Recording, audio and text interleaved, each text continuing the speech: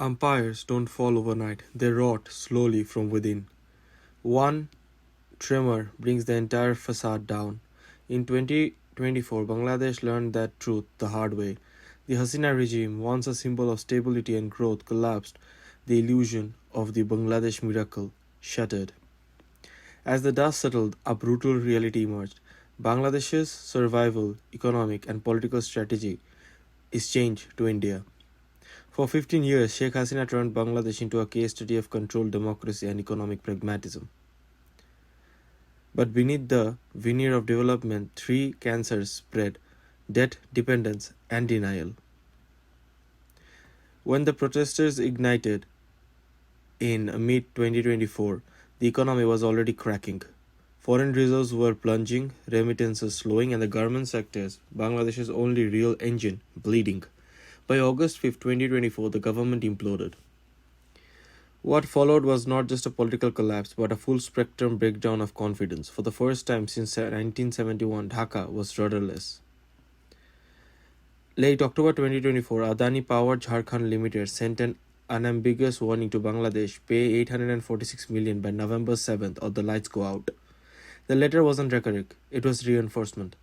Half the electricity supply had already been cut. This was a reminder of something far more strategic. Power literally flows from India to Bangladesh. Energy dependency is India's quiet weapon, and Dhaka knows it. Under Hasina, Bangladesh relied heavily on Indian power, fuel, and raw materials. The Adani Ultimatum proved one brutal law of geopolitics: the one who controls your energy controls your future. India doesn't need to threaten Bangladesh. Geography and electrons already do the job.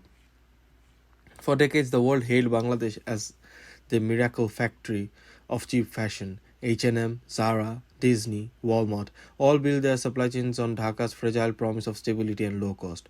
That promise has collapsed. When political chaos struck, buyers moved instantly. Hula Global shifted orders to India, Western brands rerouted sourcing to Vietnam, Indonesia, even Africa. 83% of Bangladesh's export revenue depends on garments. When that artery bursts, the entire body dies. Bangladesh wanted to be the next Asian tiger. Instead, it became a cautionary tale. Proof that economic growth without diversification is a dead bubble wrapped in garments. There's a brutal geographical truth that Dhaka policymakers often forget. Bangladesh is almost entirely surrounded by India. 94% of its borders touch Indian soil. Its import routes, energy lines, rail corridors, and even digital cables are interlinked with Indian infrastructure.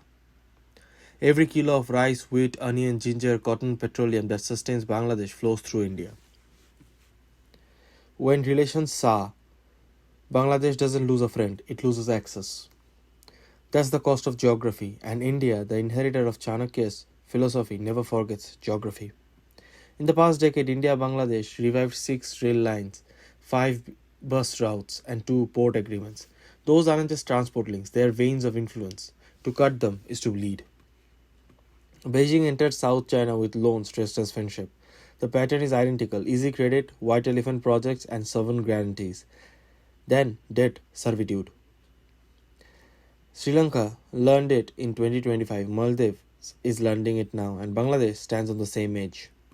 Bangladesh owes billions to Chinese financiers, locked into infrastructure projects with no returns. When the crisis hits, Beijing looked away. Delhi didn't. India's line of credit to Bangladesh, $7.9 billion with only 16% utilized, remains the most realistic lifeline. Because Delhi doesn't buy loyalty, it buys dependency. That's strategic patience, Chanakya's preferred weapon. When adversaries overreach, India waits, watches, and collects. Critics often claim India bullies its neighbors. That's the cry of nations that never learned real politics. Chanakya wrote that the neighbor is your natural enemy, and your neighbor's neighbor your natural ally.